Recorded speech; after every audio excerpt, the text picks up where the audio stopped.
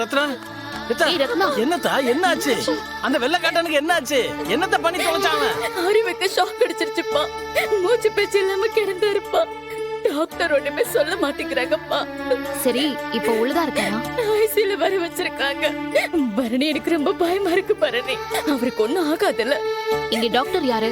அவங்க பேர் என்னன்னு தெரியுமா? எனக்கு ஒண்ணுமே தெரியல. அறிவோட முகத்தை மட்டும் தான் பார்த்தேன். பரணி, அவரை காப்பாத்தலாம்ல? அவருக்கு ஒண்ணும் ஆகாதுல்ல? ஏய், நீ சும்மா இருடி. என்ன நிலைமைன்னு தெரியாம நீ கண்டதையும் யோசிக்காத. மாமா, இவ கூட இருங்க, நான் போய் டாக்டர் கிட்ட பேசிட்டு வரேன்.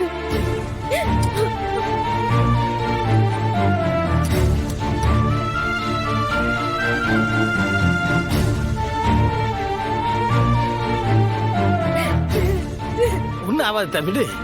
இல்லப்பா, எனக்கு ரொம்ப பயமா இருக்கு. அண்ணன் எங்கப்பா? எல்லாத்துக்கிட்டையும் சொல்லிட்டு தானே போனா. அவன் பள்ளிக்கெல்லாம் போயிருக்கான். அப்பா, அறிவு பாவப்பா. ரொம்ப நல்லவரு, ரொம்ப ரொம்ப நல்லவருப்பா. இன்னைக்கு கூட எனக்காக ஃபேன் சுவிட்ச சரி பண்ண போய்தான் எப்படி ஆயிடுச்சு.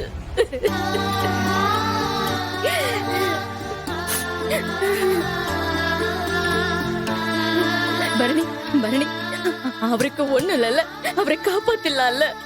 சொல்லுட்டி. இப்போதான் நான் டாக்டர் கிட்ட பேசினேன். எல்லா ரிப்போர்ட்டையும் நானும் பார்த்தேன். நான் இப்ப என்ன சொல்ல வரேன்னா, இல்ல, அவரை காப்பாத்த முடியாதுன்னு மட்டும் ஒரு வார்த்தை சொல்லிடாதட்டி.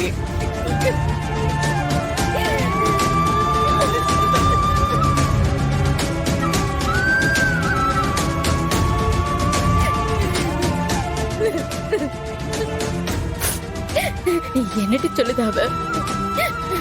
அந்த டாக்டர் என்ன சொன்னாலும் பரவாயில்ல, நீ உள்ள போட்டி. நீ அவருக்கு ட்ரீட்மெண்ட் பண்ணு. நீ எப்படியாச்சும் அவரை காப்பாத்து. தயவு செஞ்சு அவரை கைவிட்டாதட்டி ப்ளீஸ். ஏய் லூசு, இது என்ன ஹை வோல்டேஜ் கரண்டா? சாதாரணமா வீட்டுக்கு வர 220 வோல்ட் கரண்ட் தாண்டி. அங்க மூச்சு பேச்சு இல்லாம கடந்தாருட்டி. எனக்கு ரொம்ப பயமா இருக்கு. ஐயோ சாமி, அவருக்கு ஒண்ணும் இல்ல.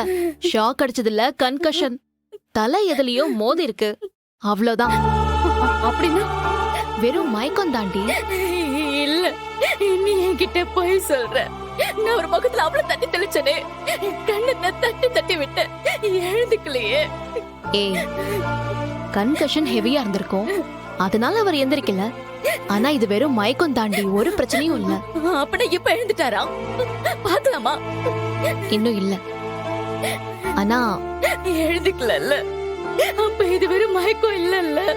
ஏய், நான் டாக்டர்.